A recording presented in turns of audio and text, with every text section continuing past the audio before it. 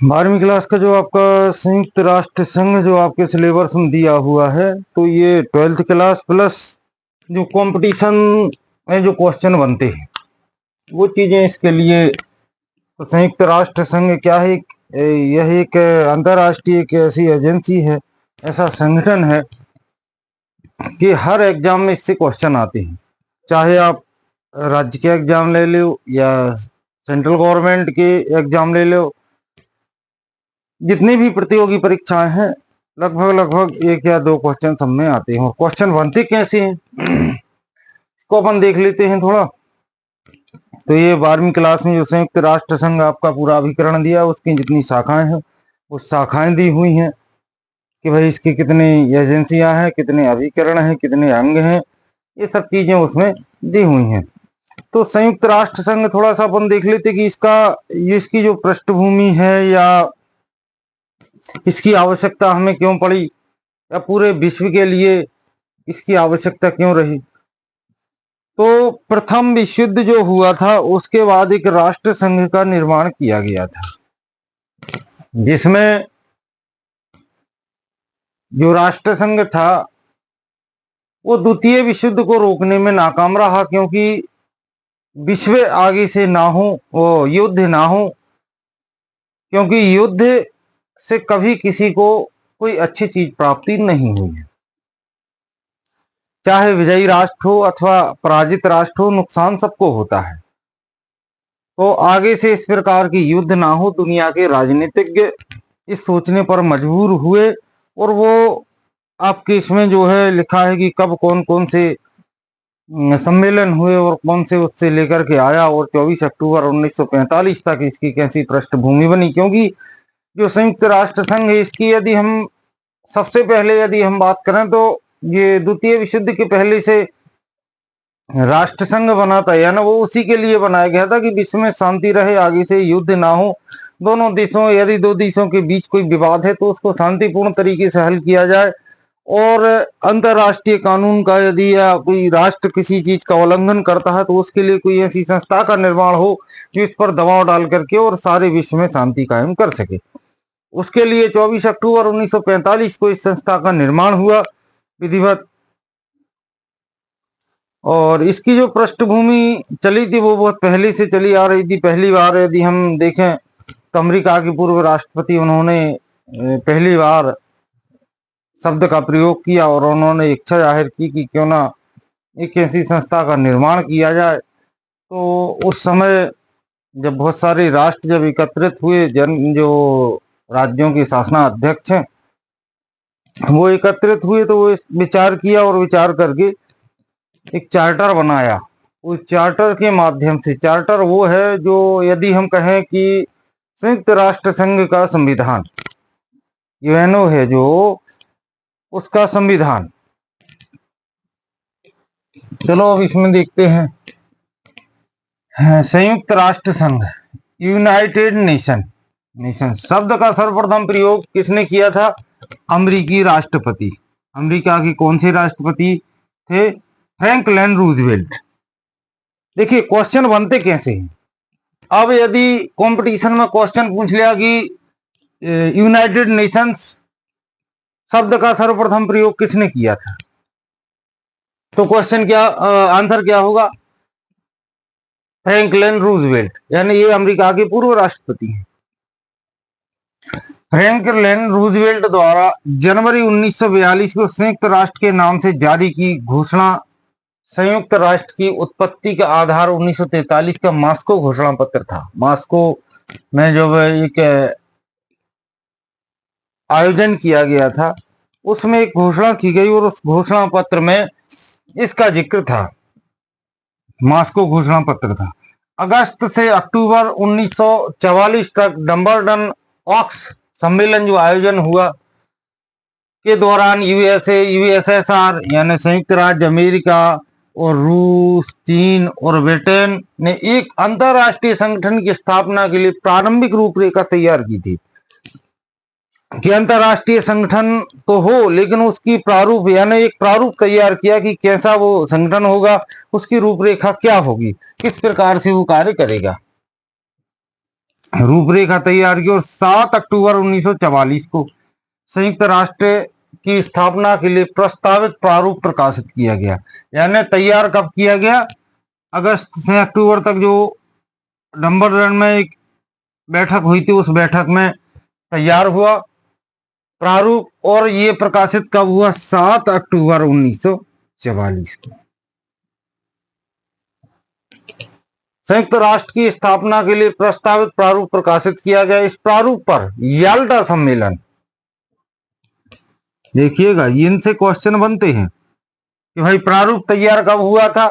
अगस्त से अक्टूबर 1944 डंबलटन जो ऑक्स सम्मेलन था उसमें, और रूपरेखा तैयार की गई थी 7 अक्टूबर 1944 को, और राष्ट्र की स्थापना की प्रस्ताव जो एक यहाँ पे रूपरेखा तैयार हुई और यहाँ पे ये प्रकाशित हुआ। और 1945 में याल्टा सम्मेलन 1945 में विचार किया गया। ब्रिटेन से यदि हम देखें तो चर्चिल महोदय वहां थे, सोवियत संघ से स्टालिन महोदय थे, और अमेरिका से रूजवेल्ट, इन तीनों लोगों ने भाग लिया। और इसके बाद सैन फ्रांसिस्को में अप्रैल से जून 1945 में एक सम्मेलन आयोजित हुआ। इस सम्मेलन में संयुक्त राष्ट्र संघ के प्रस्तावित चार्टर, यानी प्रस्तावित, देखना अब कहाँ हुआ था, ये जो प्रकाशित हुआ, यानी यहां बना, यहां प्रकाशित हुआ, और वही चार्टर है। इसके बाद सैन फ्रांसिस्को में जो 1945 में एक आयोजन हुआ, इस सम्मेलन में संयुक्त राष्ट्र संघ के प्रस्तावित चार्टर जो यहाँ प्रस्तावित किया गया था, स्वीकार किया गया, और जिसमें 51 राष्ट्र जो थे वो सम्मिलित हुए थे। लेकिन उन 51 राष्ट्रों के प्रतिनिधि उस समय वहां उपस्थित नहीं हो पाए थे। 50 राष्ट्रों के प्रतिनिधि वहां क्या थे? उपस्थित थे। केवल एक जो पोलैंड है उसने बाद में आकर के उस पर हस्ताक्षर किए थे जो उसकी स्थापना थी। तो लेकिन 50 राष्ट्र ही उपस्थित, यानी 50 राष्ट्रों के प्रतिनिधि वहां उपस्थित हो पाए। राष्ट्रों के प्रतिनिधियों ने हस्ताक्षर किए एवं पोलैंड ने बाद में हस्ताक्षर किए। यूएनए के राष्ट्रों की मौलिक सदस्य, यानी जो उसके यूएनओ है उसके मौलिक सदस्य, आज भी 51 राष्ट्र उसके मौलिक सदस्य माने जाते हैं। स्थापना के समय जितने राष्ट्रों ने हस्ताक्षर किए, जबकि पोलैंड उसमें नहीं था। तो ये क्वेश्चन बनता है, बहुत बार बन चुका है कि वो हस्ताक्षर करने वाले राष्ट्रों में से कौन नहीं था। अब क्योंकि 51 राष्ट्र उसमें समाहित थे, 51 राष्ट्रों का एक आयोजन हुआ था, लेकिन 51 राष्ट्रों के प्रतिनिधि वहां नहीं पहुंच पाए थे। पोलैंड एक ऐसा राष्ट्र था जिसके प्रतिनिधि वहां उपस्थित नहीं हो पाए, तो उन्होंने बाद में आकर उस पर हस्ताक्षर किए थे चार्टर पर। 24 अक्टूबर 1945 इसकी विधिवत स्थापना हुई, और 24 अक्टूबर को यूएन डे के रूप में हम क्या करते हैं, पूरे विश्व में इसको मनाते हैं। ये तो इसकी स्थापना हो गई। विश्व में शांति कायम करने के लिए, दोनों देशों के बीच का विवाद निपटाने के लिए, आपसी सहयोग को बढ़ाने के लिए, विश्व में आगे से इस प्रकार की विभीषिका ना हो जो पहले प्रथम विश्व युद्ध में हुई, द्वितीय विश्व युद्ध में हुई। तो ये गलतियां ना हो, इन गलतियों को सुधारने के लिए और पूरे विश्व में शांति स्थापित करने के लिए इस प्रकार की व्यवस्था का एक विचार आया। कब? 1944 में, और 24 अक्टूबर 1945 को इसकी स्थापना हुई, और 1945 से संयुक्त राष्ट्र संघ अस्तित्व में आ गया। अब इसके आगे देखते हैं कि इसकी स्थापना हुई। अब इसके अंग देख लेते हैं, पहले इसके उद्देश्य देखते हैं कि इसके उद्देश्य क्या है, फिर उसके बाद इसके अपन अंग देखेंगे।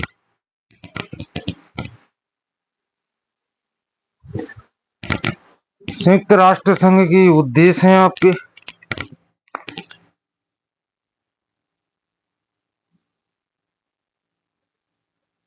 उद्देश्य जो है इसमें अपन देखते हैं कि उद्देश्य क्या हो सकते हैं। पहला है इसमें उद्देश्य वो होते हैं कि जिस चीज के लिए या जिन लक्ष्यों को प्राप्त करने के लिए संगठन की स्थापना की गई। वास्तव में जैसे यूएनओ बना, तो यूएनओ बनने के पीछे कारण क्या था भाई? प्रथम विश्व युद्ध हुआ, उसका परिणाम, द्वितीय विश्व युद्ध हुआ, फिर उसका परिणाम निकला, और पूरी दुनिया तृतीय विश्व युद्ध की ओर फिर चली थी। तो ये सब चारों तरफ की स्थितियों को देखते हुए सभी राष्ट्र इस पर सहमत हुए कि कोई ना कोई एक संस्था का निर्माण किया जाए। उसके उद्देश्य निर्धारित हुए कि भाई इन किन उद्देश्यों को लेकर के चलेगा। तो उसके उद्देश्य जो निर्धारित किए गए हैं चार्टर में,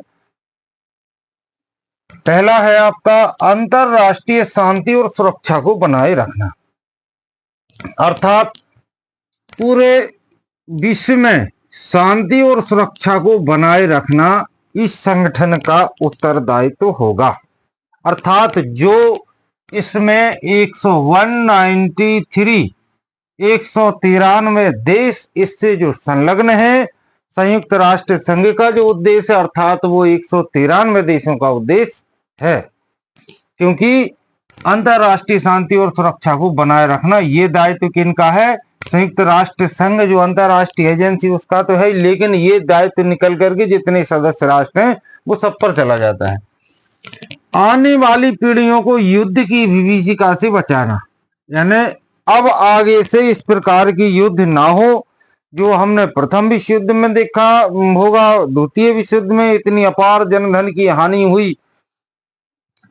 तो अब इस प्रकार से आने वाली जो पीढ़ी रहेंगी वो ऐसी कि युद्धों से बच सकें, उसकी जो भीषण विभीषिका है उससे बचाया जा सके। यानी आने वाली पीढ़ी इस प्रकार की असुविधा या इस प्रकार की अन्य राष्ट्रों के बीच कोई ऐसी अनबन ना हो, दो राष्ट्रों के बीच कोई ऐसा विवाद ना हो कि ऐसी युद्ध की स्थिति पुनः निर्मित हो और पूरे विश्व को पुनः युद्ध की विभीषिका में झुकना पड़े या झोंकना पड़े, जिससे अपार जनधन की हानि पुनः हो। तो इस प्रकार की युद्धों से बचाना है, यानी आने वाली पीढ़ियों को अब युद्ध ना हो, शांति प्रिय तरीके से निकले। मूलभूत मानवाधिकारों, अगला है मूलभूत मानवाधिकारों, मनुष्य की गरिमा और कार्य तथा पुरुष स्त्री एवं राष्ट्रों में विश्वास को मजबूत करना है। देखिए इसमें स्त्री पुरुष ये भी दिए हुए हैं और राष्ट्र, इनके आपसी जो मानवाधिकार तो है ही, मानव के जो अधिकार हैं उनमें क्या करना है? विश्वास को मजबूत करना है। और सभी राष्ट्रों के बीच, यानी जितने भी राष्ट्र हैं पूरे विश्व में, एक दूसरे के प्रति अविश्वसनीयता ना हो, उनके प्रति क्या हो? विश्वास को मजबूत करना है। एक राष्ट्र दूसरे राष्ट्र पर विश्वास करे।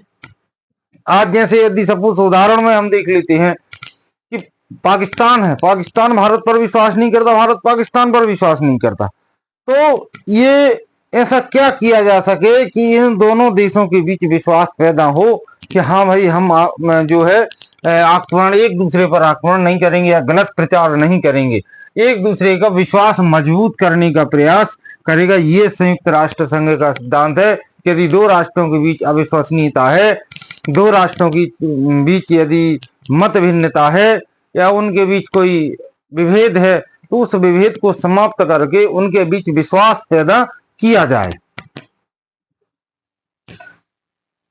ऐसी स्थितियों का निर्माण करना, ऐसी परिस्थितियों का निर्माण करेंगे जिसमें न्याय, यानी संयुक्त राष्ट्र संघ ऐसी परिस्थितियों का निर्माण करेगा जिसमें न्याय, संधि एवं अंतरराष्ट्रीय विधि, अंतरराष्ट्रीय विधि का मतलब है अंतरराष्ट्रीय कानून जो है, से उत्पन्न उत्तरदायित्वों का पालन किया जा सके। यदि किसी देश ने किसी अन्य देश के साथ कोई संधि की है, समझौता किया है, या अंतरराष्ट्रीय न्यायालय से कोई न्याय किसी प्रकार का डिसीजन हुआ है, तो उससे जो उत्पन्न उत्तरदायित्व है, यानी उससे उत्पन्न जो उत्तरदायित्व है कि भाई संयुक्त राष्ट्र संघ का ये उत्तरदायित्व है कि जो संधि हुई है अंतरराष्ट्रीय लेवल पे, जो समझौता हुआ है उसका पालन करवाए। तो ये उत्तरदायित्वों को क्या करें?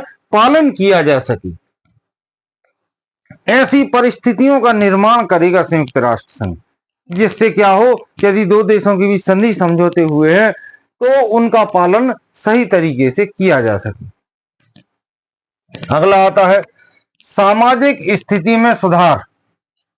सामाजिक स्थिति में सुधार तथा जीवन स्तर को, सामाजिक यानी ये पूरे विश्व की बात हो रही है, पूरे विश्व की समाज को सुधारने का प्रयास तथा जीवन स्तर को बेहतर बनाने के लिए बढ़ावा देगा। यानी पूरे विश्व में जहां भी स्थिति कमजोर होगी मानव जाति की, वहां उसे सुधारने का प्रयास करेगा, ऊपर उठाने का प्रयास करेगा, बेहतर जीवन बनाने के लिए बढ़ावा देगा, उनको बढ़ावा देगा और उन्हें सुधारने का प्रयास करेगा। सभी राष्ट्रों के बीच मैत्रीपूर्ण, यानी विश्व में जितने भी राष्ट्र हैं सबके बीच क्या करेगा, मैत्रीपूर्ण संबंधों का विकास करना। यानी सभी राष्ट्र ये प्रयास करेगा, संयुक्त राष्ट्र संघ के सभी राष्ट्रों के बीच मैत्रीपूर्ण संबंधों का विकास हो। पहले ही कहा गया कि ऐसी स्थितियों का निर्माण करेगा, यानी ऐसी परिस्थितियां पैदा करेगा जिससे क्या हो कि एक राष्ट्र दूसरे राष्ट्र पर, अर्थात कहने का मतलब यह है कि मध्यस्थता का दौर ऐसा निभाएगा कि दोनों राष्ट्रों के बीच जो समझौते हुए हैं, संधि हुए हैं, आपसी भाईचारे की भावना का, मैत्रीपूर्ण संबंधों का विकास करने का प्रयास करेगा। अगला आता है अंतरराष्ट्रीय सहयोग को सामाजिक, आर्थिक, सांस्कृतिक, यानी सामाजिक, आर्थिक, सांस्कृतिक, मानवीय क्षेत्रों में प्रोत्साहित करना। यानी चाहे वो सामाजिक क्षेत्र हो, आर्थिक क्षेत्र हो या अंतरराष्ट्रीय कोई भी क्षेत्र हो, यानी दुनिया का कोई भी ऐसा राष्ट्र, अंतरराष्ट्रीय लेवल पर जितने भी राष्ट्र उन सब में सामाजिक, आर्थिक, सांस्कृतिक, मानवीय क्षेत्रों में यानी मानवता के विकास को क्या करेगा, प्रोत्साहित करेगा, उनको प्रोत्साहित यानी उनको सहयोग करेगा कि भाई आप यदि इस प्रकार का कार्य कर रहे हैं। फिर अगला आता है इन उद्देश्यों की प्राप्ति के लिए, अब ये तो ठीक है, ये उद्देश्य हो गए, इन उद्देश्यों की प्राप्ति के लिए सभी राष्ट्रों के बीच, ये उद्देश्य जो हमने निर्धारित किए हैं उनको प्राप्त करने के लिए, उनको पाने के लिए कोई ना कोई कार्य तो करना पड़ेगा, तब तो उन उद्देश्य, केवल उद्देश्य बना लिए उनके लिए, जैसे मान के चलो कि कोई नियम बना दिया लेकिन उस नियम को फॉलो नहीं किया तो बनाने से क्या मतलब, तो उसे क्या करेंगे, ये इन उद्देश्यों की प्राप्ति के लिए सभी राष्ट्रों के बीच समन्वय स्थापित किया जा सके। इन उद्देश्यों की प्राप्ति के लिए सभी राष्ट्रों के बीच, एक राष्ट्र के दूसरे राष्ट्र के बीच समन्वय, कोऑर्डिनेशन बनाया जा सके ताकि सभी राष्ट्र इसको माने, इन उद्देश्यों की प्राप्ति के लिए आगे बढ़े, आगे आए और एक दूसरे पर विश्वास करें, अविश्वसनीयता खत्म हो। तो क्या क्या हो गया, युद्ध यानी सुरक्षात्मक ढांचा लाना है, सीधी बात यह है, सुरक्षा की बात हुई है, आर्थिक प्रगति की बात हुई है, सामाजिक प्रगति की बात हुई है, एक राष्ट्र का दूसरे राष्ट्र के प्रति अविश्वसनीयता है, उस अविश्वसनीयता को कम करने का, मानवीयता को बढ़ावा है, दो राष्ट्रों के बीच यदि कोई विवाद है, संधि है, समझौता है तो उससे जो उत्पन्न परिस्थिति, ऐसी परिस्थिति का निर्माण करेगा ताकि उनका पालन किया जा सके सही तरीके से। अब इसके बाद इसके कुछ सिद्धांत दिए हैं, लेकिन सिद्धांत नहीं, अपन अब सीधे इसके अभिकरणों पर बढ़ते हैं, इसकी शाखाएं हैं उस पर पहुंचते हैं। सिद्धांत हम के तो अपन अगले उसमें वीडियो में जरूर देख लेंगे। अभी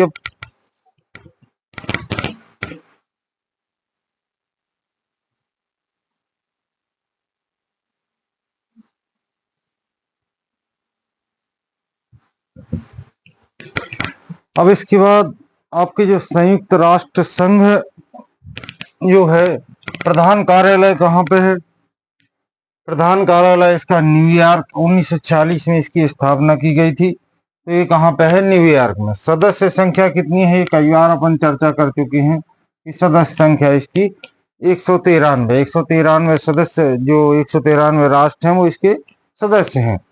और इसके वर्तमान में इसके यदि अभिकरण देखें हम कि जो इससे अटैच होकर के संस्थाएं जो चल रही हैं या इतने अभिकरणों पे कार्य कर रहा है, इतने अभिकरण इसके अंडर में कार्य कर रहे हैं।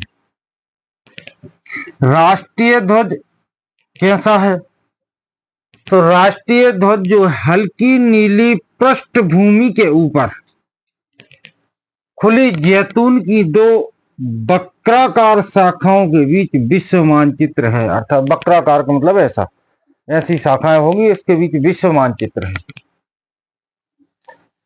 यूएनओ का जो घोषणा पत्र है, जिसे हम चार्टर कहते हैं, या यूं कहें कि हम यूएनओ का संविधान यानी संयुक्त राष्ट्र संघ का संविधान, जिसमें कितने अध्याय हैं? यूएनओ की घोषणा पत्र में 19 अध्याय, 111 अनुच्छेद, जिसे हम चार्टर कहते हैं। अर्थात इसको क्या कहा जाता है? चार्टर। इसके जो प्रधान अंग है, प्रमुख अंग जो हम कहते हैं, वो क्या है? महासभा है पहला, दूसरा है सुरक्षा परिषद, तीसरा है आर्थिक और सामाजिक परिषद, चौथा है न्याय परिषद, अंतरराष्ट्रीय न्यायालय, और छठवां है सचिवालय। यहां से देखिए, ये क्वेश्चन यहां से बहुत बनते हैं। जैसे प्रधान कार्यालय कई बार पूछा गया है।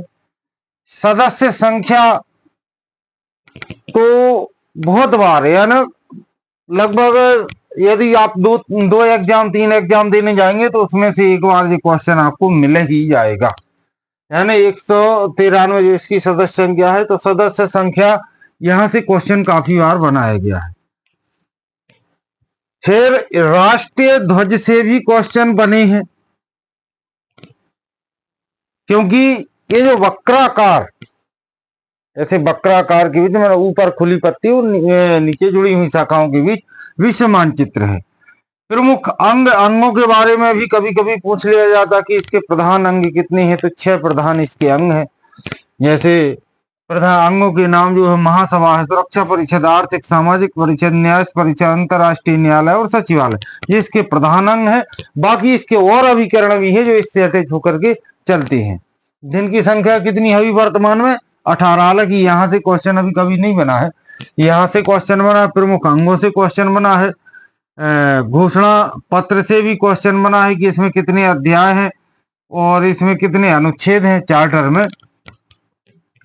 राष्ट्रीय ध्वज से भी क्वेश्चन बन चुके हैं, सदस्य संख्या से भी क्वेश्चन बन चुके हैं, प्रधान कार्यालय से भी क्वेश्चन बन चुके हैं। तो जो है, अब इसके बाद अपन इसको एक एक करके देख लेते हैं। सबसे पहले अपन देखते हैं महासभा को।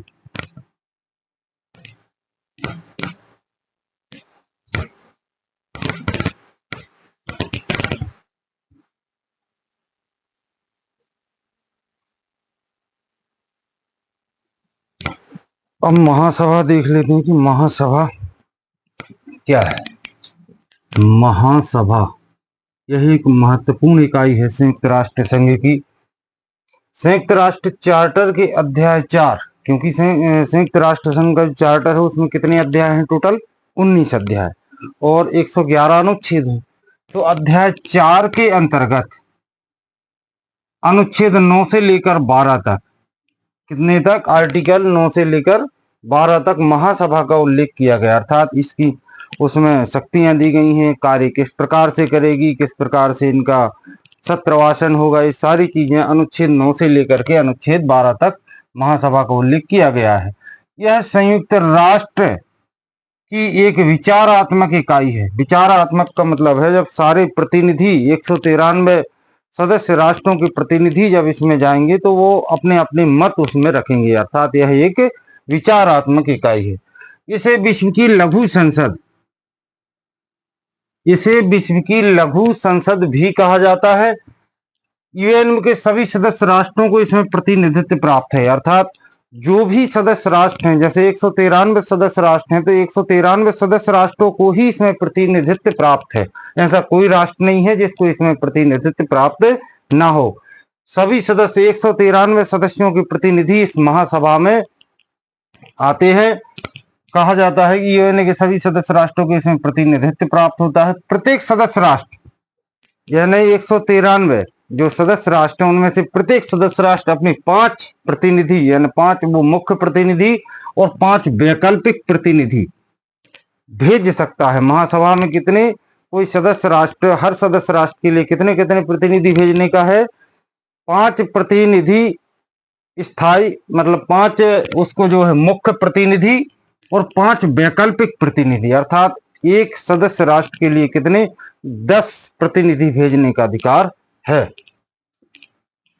भेज सकता। परंतु किसी सदस्य राष्ट्र का मतदान की स्थिति में यदि महासभा में किसी मुद्दे पर कोई मतदान होता है तो उस मतदान की स्थिति में सदस्य राष्ट्र के, अब भाई उसके चूंकि 10 प्रतिनिधि हैं, 5 प्रतिनिधि, 5 वैकल्पिक प्रतिनिधि, 10 हो गए। लेकिन यदि मतदान जब किसी भी विषय पर होता है, किसी भी उसको लेकर के मतदान जब होता है, तो मतदान की स्थिति में किसी भी राष्ट्र का मत केवल एक ही होगा, अर्थात एक ही सदस्य उसमें मत दे सकता है। मतदान की स्थिति में मत यानी वोट मात्र एक ही होता है। महासभा का अधिवेशन सितंबर में, प्रत्येक वर्ष सितंबर में इसका आयोजन होता है और आगामी अगले वर्ष यानी आगामी 1 वर्ष के लिए वो अपना एक अध्यक्ष उसमें से चयन करता है, निर्वाचित करती है। परंपरा अनुसार अध्यक्ष किसी छोटे राष्ट्र का होता है, अर्थात जो विकसित राष्ट्र है, महाशक्ति हम जो कहें, तो उससे अध्यक्ष नहीं होता, प्रत्याह छोटे राष्ट्र का अध्यक्ष का चयन किया जाता है। जो अविकसित राष्ट्र हैं या जो विकासशील है उसमें से अध्यक्ष का चयन होता है। इसके अलावा महासभा अपने में से यानी उन्हीं सदस्यों में से 7 उपाध्यक्ष, 7 सभापति एवं 7 स्थायी समितियों का चयन भी करती है। लेकिन ये चयन करते समय क्या देखती है, क्षेत्रीय प्रतिनिधित्व। क्षेत्रीय प्रतिनिधित्व का मतलब ये है कि जैसे यूरोप, एशिया महाद्वीप, जितने भी जो महाद्वीप हैं, महाद्वीपों में सब जगह का, यदि हम दक्षिण एशिया की बात करें तो दक्षिण एशिया से जब भी सदस्य चुना जाएगा, जब भी ये 7 उपाध्यक्ष या सभापति या स्थायी समितियों का चयन होगा, तो दक्षिण एशिया से भी राष्ट्र लिए जाएंगे। यानी पूरे विश्व का कोई भी क्षेत्र ऐसा नहीं बचेगा कि जहां से प्रतिनिधियों का चयन ना किया गया हो। स्थायी समितियां का चयन करती क्षेत्रीय प्रतिनिधित्व को ध्यान में रखा जाता है। अब इसको आगे और देखते हैं अपन, क्योंकि ये थोड़ा सा टॉपिक लंबा है।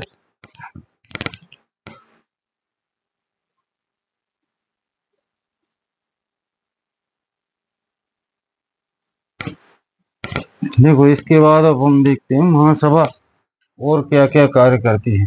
महासभा के द्वारा यूएनओ का बजट भी स्वीकार किया जाता है। मतलब जो पूरे संयुक्त राष्ट्र संघ का जो बजट होगा उसे स्वीकार कौन करेगी, महासभा, क्योंकि इसमें सभी राष्ट्रों के प्रतिनिधि इसमें है, सभी का प्रतिनिधित्व इसमें है, इसलिए बजट स्वीकार करना भी महासभा का कार्य है।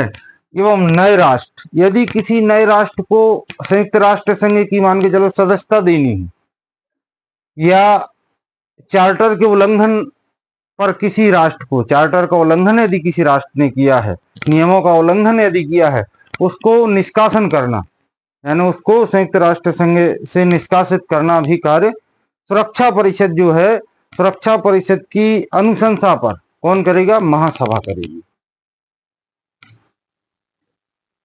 महासभा के द्वारा यूएनओ का बजट भी स्वीकार किया जाता है एवं नए सदस्यों को संगठन की सदस्यता देने, यदि किसी राष्ट्र को सदस्यता चाहिए तो वो महासभा ही देगी। और चार्टर के उल्लंघन, चार्टर जिसमें जो यदि हम कहें तो संयुक्त राष्ट्र संघ का संविधान जो है चार्टर, जिसमें 19 अध्याय 111 अनुच्छेद है, यदि उसका उल्लंघन, चार्टर के उल्लंघन के दोषी पाए गए किसी राष्ट्र को निष्कासित करने का कार्य भी सुरक्षा परिषद की सिफारिश पर, यानी सुरक्षा परिषद इससे सिफारिश करेगी महासभा से कि इस राष्ट्र का निष्कासन करना है, फिर महासभा उस पर विचार करेगी और यदि सही पाया जाएगा तो उसे निष्कासित कर देगी। महासभा ही करती है। संयुक्त राष्ट्र संघ के अन्य अंगों के कार्यकरण, यानी संयुक्त राष्ट्र संघ के जितने अंग हैं उनके जो अभिकरण हैं, उनकी जो रिपोर्ट होगी, रिपोर्ट वर्ष में जो रिपोर्ट तैयार करती है, महासभा द्वारा ही विचार किया जाता है। यानी जो भी रिपोर्ट तैयार होगी उस रिपोर्ट पर विचार महासभा ही करेगी, अर्थात वो रिपोर्ट महासभा में आएगी, महासभा उस पर विचार करेगी। और महासभा अपनी 7 समितियां जिनके माध्यम से पूरा कार्य अपनी करती है, उसकी 7 समितियां ये हैं। पहली है राजनीतिक और सुरक्षा समिति, दूसरी है कानून समिति, तीसरी है न्याय समिति, चौथी है प्रशासकीय बजट समिति, पांचवी है विशेष राजनीतिक समिति, छठवीं है सामाजिक एवं सांस्कृतिक समिति और सातवीं है वित्तीय समिति। इस 7 समितियों के माध्यम से सुरक्षा परिषद क्या होती है, अपना संपूर्ण कार्य संपादित करती है। अब इसकी अपन शक्तियां और कार्य और देख लेते हैं।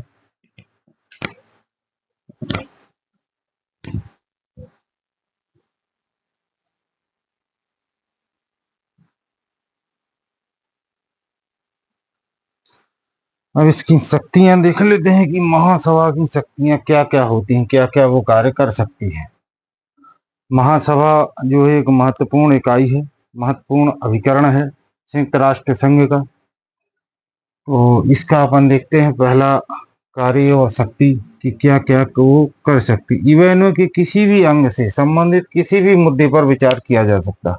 महासभा सुरक्षा परिषद हो या उसके अन्य अभिकरण हो, किसी भी अभिकरण से संबंधित कोई भी विचार यदि महासभा में आता है तो महासभा में विचारणीय रहता है। अर्थात महासभा में संयुक्त राष्ट्र संघ की किसी भी अंग, जितने भी उसके 6 अंग प्रमुख अंग है, इसके अलावा 18 उसके और अभिकरण हैं, उनमें से किसी पर भी विचार महासभा में किया जाता है। इसलिए कहा जाता है कि महासभा क्या है कि विचारणीय इकाई है और इसे विश्व की लघु संसद भी कहा जाता है। अगला देखते हैं, यदि सुरक्षा परिषद किसी मुद्दे की ओर, सुरक्षा परिषद जिसके 5 स्थायी सदस्य हैं, 10 अस्थायी सदस्य हैं, टोटल इसके 15 सदस्य होते हैं सुरक्षा परिषद के, यदि वो किसी ऐसे मुद्दे की ओर ध्यान खींचती है जिससे विश्व की शांति भंग होने या सुरक्षा को खतरा उत्पन्न होने की संभावना हो, यदि विश्व के लिए कहीं खतरा उत्पन्न होने की संभावना हो या सुरक्षा के लिए शांति भंग होने की संभावना हो, तो महासभा उत्पन्न होने की संभावना हो तो महासभा ऐसी स्थिति में विचार करके शांतिपूर्ण समाधान निकाल सकती है। यानी महासभा को अधिकार है कि वो विचार करे, उस पर विचार करके और शांतिपूर्ण समाधान ढूंढने का प्रयास करे। फिर अगला आता है, महासभा यूएनओ के अंगों का विशिष्ट एजेंसियों का निरीक्षण भी करती है।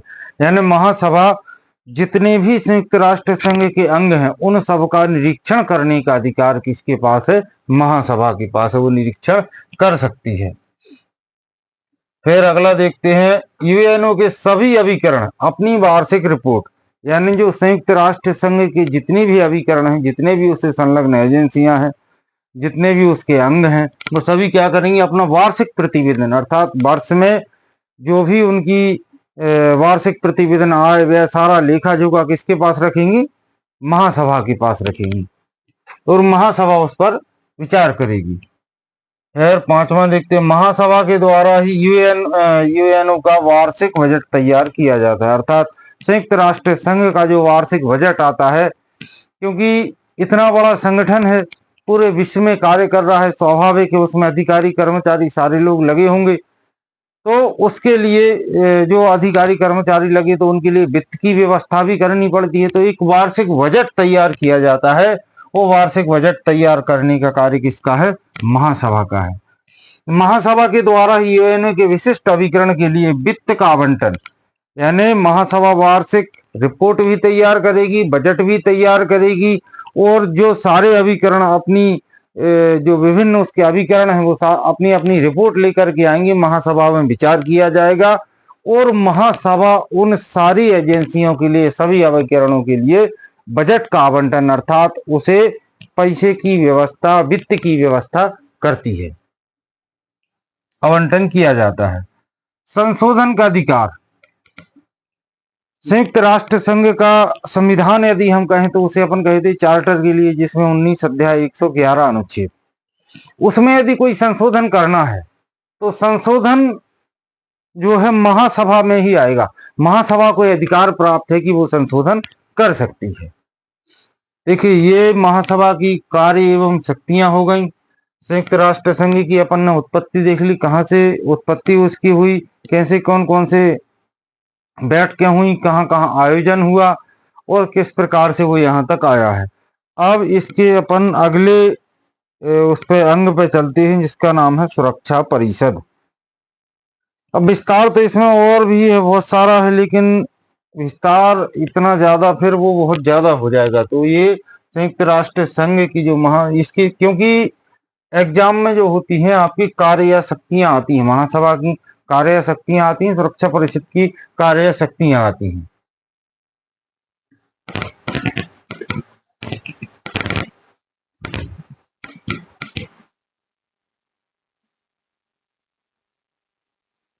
अब अपन सुरक्षा परिषद को देख लेते हैं कि सुरक्षा परिषद क्या है। संयुक्त राष्ट्र संघ का ये दूसरा महाअभिकरण है या दूसरी एजेंसी है। ये दूसरे नंबर पर पहले अपन ने महासभा देगी, इसके बाद अब सुरक्षा परिषद। तो सुरक्षा परिषद जो है इसको अन्य नामों से भी जाना जाता है, जिसमें देखें तो संयुक्त राष्ट्र की कुंजी यानी सुरक्षा परिषद को यदि हम उपनाम देखें तो संयुक्त राष्ट्र की कुंजी भी कहा जाता है, या विश्व का पुलिसमैन भी कहा जाता है, संयुक्त राष्ट्र की प्रवर्तन भुजा भी कहा जाता है, संयुक्त राष्ट्र का हृदय भी कहा जाता है। और ये क्वेश्चन जो है कई बार कंपटीशन में पूछे गए हैं कि संयुक्त राष्ट्र की प्रवर्तन भुजा किसे कहा जाता है। तो ये जो क्वेश्चन है यहाँ से क्वेश्चन बनना, जैसे सुरक्षा परिषद की यदि हम बात करें तो सदस्यों की जो बात आती है वो क्वेश्चन बहुत आते हैं, आपको लोगों के विकल्प में भी आएंगे, लेकिन ये जो है ये थोड़े से क्वेश्चन ऐसे हो जाते हैं कि बहुत कम बच्चे जान पाते हैं। तो इसके कितने 4 उपनाम इसके होते हैं सुरक्षा परिषद के: संयुक्त राष्ट्र की कुंजी, विश्व का पुलिसमैन, संयुक्त राष्ट्र की प्रवर्तन भुजा और संयुक्त राष्ट्र का हृदय स्थल। सुरक्षा परिषद जो है ये 15 सदस्यीय, टोटल इसमें कितने सदस्य होते हैं? 15 सदस्य होते हैं, जिसमें से 10 अस्थायी होते हैं प्लस 5 स्थायी सदस्य होते हैं। स्थायी सदस्यों की भी अपन अभी आगे बात करेंगे। तो 5 इसके स्थायी सदस्य होते हैं जिन्हें हम कहते हैं वीटो पावर, और 10 इसके अस्थायी सदस्य होते हैं। इनका चयन कैसे होता है इन 10 सदस्यों का? 10 जो सदस्य होते हैं भाई, ये 5 तो स्थायी हैं, इनको तो कुछ होना ही नहीं है, वो तो है मतलब है। अब ये जो 10 हैं ये अस्थायी रूप से चुने जाते हैं प्रति 2 वर्ष के लिए। किसके द्वारा? महासभा के द्वारा प्रति 2 वर्ष के लिए 10 अस्थायी सदस्यों का चयन किया जाता है, जिसमें भौगोलिक प्रतिनिधित्व को ध्यान में रखा जाता है कि सभी महाद्वीपों से या सभी महाद्वीपों का प्रतिनिधित्व संयुक्त राष्ट्र संघ में रहे। इसलिए इन 10 सदस्यों का चयन भौगोलिक आधार यानी भूगोल को आधार बनाया है कि भाई कौन से महाद्वीप से कितने सदस्य आएंगे, उसको अपन देख लेते हैं। सुरक्षा परिषद में कुल 15 सदस्य होते हैं, जिसमें से 5 स्थायी 10 अस्थायी सदस्य होते हैं। 10 जो अस्थायी सदस्य हैं उनका निर्वाचन महासभा द्वारा 2 वर्ष की अवधि के लिए, यानी 10 जो सदस्य आएंगे केवल 2 वर्ष तक रहेंगे, 2 वर्ष के बाद पुनः नए 10 सदस्य आ जाएंगे, वो चले जाएंगे और दूसरे नए सदस्य आ जाएंगे। किया जाता है एक बार अस्थायी सदस्य निर्वाचित होने के बाद, यानी एक बार आप अस्थायी यानी 10 सदस्य जो अस्थायी हैं इनमें से यदि कोई राष्ट्र एक बार निर्वाचित हो गया है तो उसके लिए क्या होगा? उसके तुरंत बाद, जैसे उसका कार्यकाल 2 वर्ष बाद खत्म हो रहा है, 2 वर्ष बाद यदि उसका कार्यकाल खत्म हो रहा है तो उसके तुरंत बाद वो दोबारा नहीं चुना जा सकता कि भाई दोबारा अस्थायी सदस्य चुना जाए, दोबारा चुनने का प्रावधान नहीं है। उसके तुरंत बाद द्वारा निर्वाचित नहीं हो सकता। अस्थायी सदस्यों के निर्वाचन करने में भौगोलिक आधार अपनाया जाता है। अब ये देखिएगा, ये जो है ये थोड़ा सा डिफिकल्ट चीजें, क्योंकि यहां से क्वेश्चन बनते हैं, लेकिन ये क्वेश्चन बहुत, जैसे 10 सदस्यों में से 5 एशिया एवं अफ्रीकी राष्ट्रों से, कितने आते हैं? 10 में से 5 एशिया और अफ्रीका से आ गए। 2 सदस्य अमेरिकी राष्ट्रों से, यानी 2 जो है कहां से आ जाएंगे? अमेरिकी राष्ट्रों से आ जाएंगे, अमेरिका महाद्वीप से आ जाएंगे। एक पूर्वी राष्ट्र से, पूर्वी राष्ट्रों, और 2 पश्चिमी राष्ट्र से, एक पूर्वी से, 2 पश्चिमी से, 2 अमेरिकी राष्ट्रों से और 5 एशिया और अफ्रीका से। इस प्रकार से मिला करके टोटल 10 सदस्य हो जाते हैं। तो सुरक्षा परिषद कितने सदस्यीय है? टोटल 15 सदस्यीय है, लेकिन इसमें से 10 अस्थायी हैं, 5 स्थायी सदस्य हैं जिन्हें हम वीटो पावर कहते हैं। इसके 4 उपनाम भी चलते हैं, जिसको संयुक्त राष्ट्र की कुंजी भी कहा जाता है, विश्व का पुलिसमैन भी कहा जाता है, और संयुक्त राष्ट्र का हृदय भी कहा जाता है, संयुक्त राष्ट्र की प्रवर्तन भुजा भी कहा जाता है। इसकी शक्तियां और कार्य देखते हैं। इसकी शक्तियां और कार्य तो बहुत फिर लंबा हो जाए, चलो ठीक है। शक्तियां और कार्य जो है कि अपन अगले वीडियो में देखते हैं। कल का जो वीडियो आएगा, मतलब उसके अगले दिन का, उसमें अपन इसकी शक्तियों और कार्यों पर चर्चा कर लेंगे। लेकिन ये जो संयुक्त राष्ट्र संघ है, ये अति महत्वपूर्ण है प्रतियोगी परीक्षाओं की दृष्टि से भी, क्योंकि प्रतियोगी परीक्षाओं में ऐसा जो अंतर्राष्ट्रीय संगठन है, अंतर्राष्ट्रीय संगठन में से कहीं ना कहीं क्वेश्चन बिगैर अंतर्राष्ट्रीय संगठन के कोई भी एग्जाम नहीं होता है। चाहे वो संयुक्त राष्ट्र संघ हो, या यूरोप यूनियन हो, नाटो हो, सेंटो हो, कोई भी अंतर्राष्ट्रीय संगठन हो, दक्षेस हो, आसियान हो, सार्क हो, कहीं ना कहीं से क्वेश्चन बनते रहते हैं।